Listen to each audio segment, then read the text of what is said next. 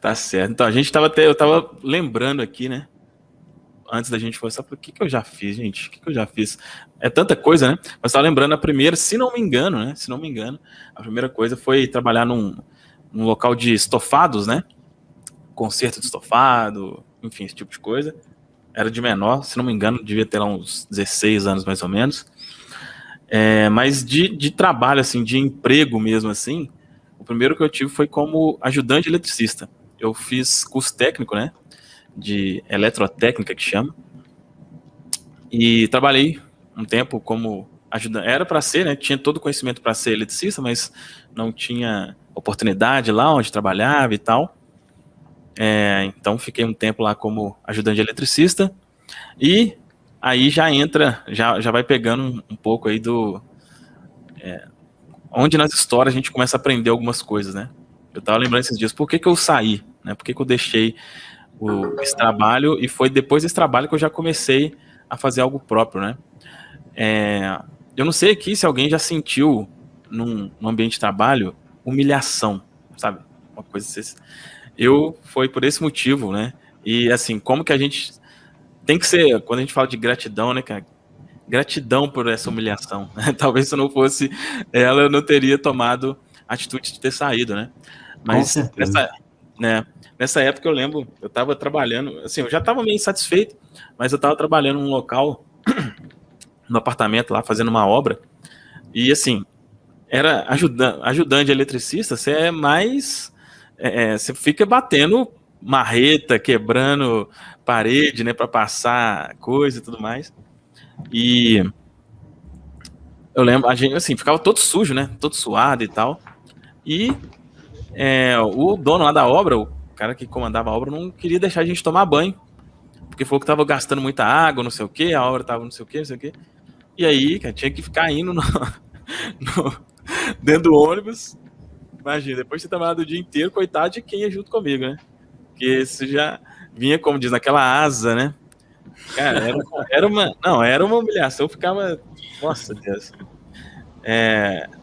Antes disso, nesse mesmo trabalho, eu trabalhava muito longe, eu acordava 15 para 5 da manhã, na verdade, 15 para 5 eu pegava o ônibus, eu acordava 4h15 da manhã, chegava em casa quase 9 horas da noite, enfim, não tinha vida não, era só trabalhar e dormir.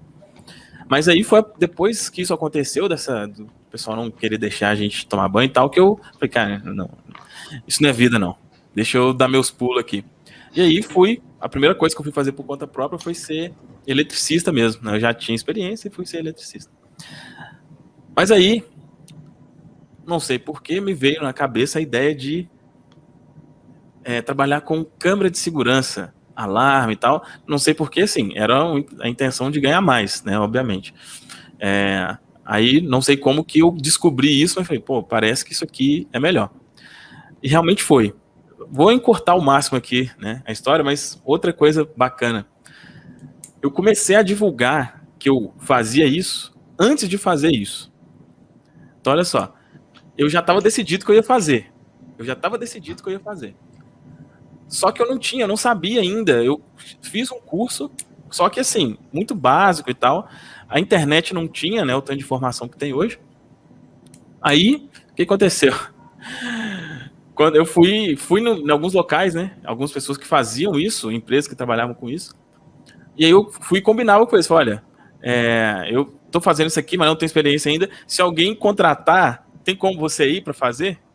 Então eu meio que fiz durante um tempo, eu fazia um meio de campo. Eu vendia, eu ia lá na casa da pessoa. Então, antes eu ia na empresa e falava, quanto que é para colocar a câmera, não sei o que, os caras falavam. E eu colocava um valor em cima e vendia. E chegava lá no dia, eu chegava como dono do negócio, vamos dizer assim, os caras que faziam. Mas enquanto eles iam fazendo, eu ia olhando tudo, né? Ia olhando tudo que eles estavam fazendo e tal. E aprendi desse jeito. Aí, olhando e fazendo junto ali também, né? E aprendi assim. E aí depois eu mesmo comecei a fazer por conta. E, pô, cheguei a fazer aqui o maior evento da cidade aqui, toda a parte lá. Era uma coisa assim muito boa. Que eu falo, né? Que eu deixei realmente por uma questão de não merecimento. Na época, recebi um valor bem considerável, assim, por esse tipo de serviço, né? Era bem comum fazer coisa de R$1.000, R$1.500 em um dia, que até hoje é uma coisa, né, relevante, mas imagina 7 anos atrás, né? Coisa que eu não ganhava isso nem um mês no emprego anterior. Né? Mas aí, enfim, desisti. E aí eu já comecei a falar, não, eu tô querendo agora uma coisa mais tranquila e tal, deixa eu ir pra internet. Né? Tava começando um boom ali, questão de loja virtual e tal, e a gente decidiu fazer isso. E aí montamos uma loja virtual de perfumes, que não deu certo. Por que não deu certo? Aí, né, daqui a pouco a gente vai falar nas partes mais práticas mesmo, mas basicamente eu fui muito na intenção, na ideia, no tal, mas não fui no planejamento. Né? Na hora de vender, a gente viu, opa, peraí, o pessoal que tá vendendo mais barato do que eu compro. Não ia dar certo, né? Então foi uma coisa que por falta de planejamento mesmo não deu. Depois a gente montou uma loja virtual de relógios, né? Que deu bem certo e tinha tudo para continuar dando certo, só não deu pela mentalidade mesmo. Na época eu era MEI, né? Microempreendedor individual, tinha um limite ali que a gente podia vender. E assim, era relógios, maioria relógios a partir de R$1.000, né? Tinha alguns mais baratos, mas o foco era relógios a partir de R$1.000. Então, quando vendia poucas peças ali, já começava enfim, a chegar perto ali da questão do MEI, aí tinha que pagar mais imposto, né? E eu ficava naquela, falei, não quero pagar mais e tal, ficava limitando o crescimento, né? Interessante então, a mentalidade, né? Tipo, eu não vou ganhar muito não quero continuar tipo muito não, porque senão eu vou ter que pagar imposto. Olha só que interessante, né? Pega essa sacada aí que daqui a pouco vocês vão estar entendendo tudo isso que ele está falando na fórmula aí do que a gente vai trabalhar. O sabotador se agarrando nas costas do Fabrício, né, Fabrício? Não é, cara? Assim, incrível, né? É uma coisa que não faz o menor sentido, né, cara? Não faz o menor sentido. Mas... eu entendo isso aí, eu já passei por isso. Pois é. E aí, enfim, deixamos, e eu ficava, era uma coisa que eu tinha também, eu ficava meio com medo, né, porque assim, a gente ficava lá com estoque, sei lá, de, vamos dizer, 30, 40 mil reais em casa, né, porque ficava em casa, e eu ficava, às vezes nem dormia, assim, ficava com medo, nossa, se alguém entrar aqui e roubar, não sei o quê. Outra crença limitante também que atrapalha bastante, né? E aí, só que, cara, eu entendi como é que fazia a questão das vendas, né? Daqui a pouco, na hora que a gente for falar de algo mais prático, tem algumas lições, assim, que eu peguei lá que, pô, serve muito hoje em dia ainda. Então eu aprendi como que vendia. Eu falei, quer saber? Eu vou ensinar o pessoal como vender. Pela internet, lojas virtuais, tudo mais. E aí o primeiro canal no YouTube que eu criei, na verdade o primeiro era relacionado a relógio. Só que lá não aparecia, só mostrava os relógios e tal. E aí eu comecei a produzir conteúdo, a primeira vez foi sobre e-commerce, né? Lojas virtuais e tal. E, cara, era uma coisa assim, engraçada, porque eu realmente entendi muito bem daquilo, só que aí, onde que estava o problema? Não conseguia cobrar, né? O pessoal normalmente cobrava, consultores, eles cobravam por hora, né? Então cobrava normalmente ali 400, 450 reais por hora, eu cobrava 100, pedindo para a pessoa pedir um desconto para pagar 50. Então a dificuldade em cobrar era muito grande. E foi aí, né, que eu realmente comecei a me questionar, né? Em algum momento, enquanto eu estava nessa questão aí de consultor, que eu comecei a ficar, não é possível, eu tenho, já fiz tal coisa, tinha tudo para dar certo, isso aqui também tem tudo para dar certo, por que eu não vou? E foi aí que, né, vem a história que a gente já contou aqui nas lives, né? Cada um já contou como chegou, né, no conhecimento sobre a lei da atração e tudo mais. E aí, eu cheguei, né, nesse conhecimento, e aí eu comecei a aplicar inicialmente na questão relacionada a isso, né. E aí tem até um vídeo no canal que eu falo como que eu fechei um contrato de 25 mil reais usando a lei da atração, vamos dizer assim, né, que era acreditando, né, mentalizando, agradecendo por aquilo ser real. Foi a primeira experiência assim mesmo que eu tive com relação à lei da atração e tudo mais, foi nessa época, né. Foi uma coisa assim, aí que eu ouvi, falei, cara, isso existe mesmo, né.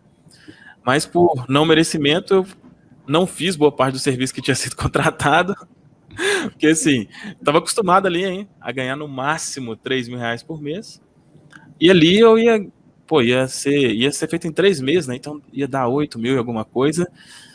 Eu não aguentei, falei, não pode, não sabia disso, né? Mas inconscientemente eu falava, não, eu não posso ganhar 3 mil por mês. Isso aí tá muito, tá? E aí eu me sabotei, né? E acabou que eu só fiquei lá nos 3 mesmo, que a mulher pagou 10, né? Acho que um pouco menos na época. Enfim, acabou ficando dentro dos 3 mesmo. Então até aí foi assim, a época ali de luta mesmo, né? De dificuldade e tudo mais. Mas mesmo depois disso, assim, eu continuei mais um tempo como consultor e as coisas começaram a se estabilizar, tudo ali agradecendo, acreditando e tudo mais. E eu cheguei ali, sei lá, fazer uns 4 mil por mês, mais ou menos com isso, que para mim já era uma coisa assim, já não passava aperto, pelo menos, né? E aí, depois disso, a partir daí que a questão do desenvolvimento pessoal, de compartilhar, né, o que tinha me transformado, eu comecei a falar do livro Poder do Subconsciente, né?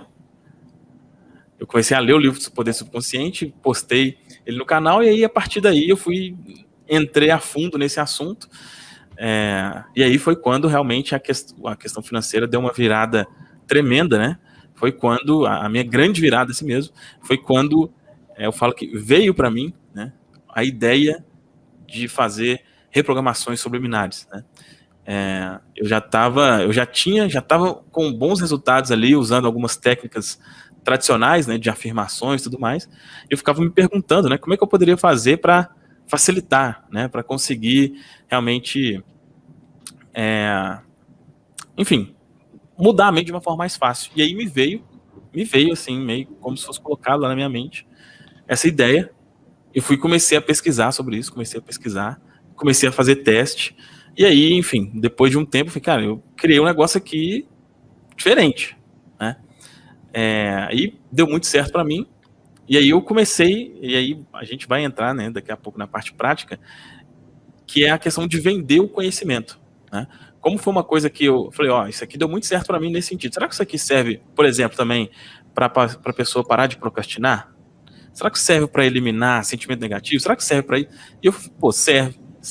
Então eu comecei a oferecer esse serviço para outras pessoas. Depois comecei a vender as reprogramações, né, para eliminar a procrastinação, para aumentar a autoconfiança, para eliminar crenças limitantes.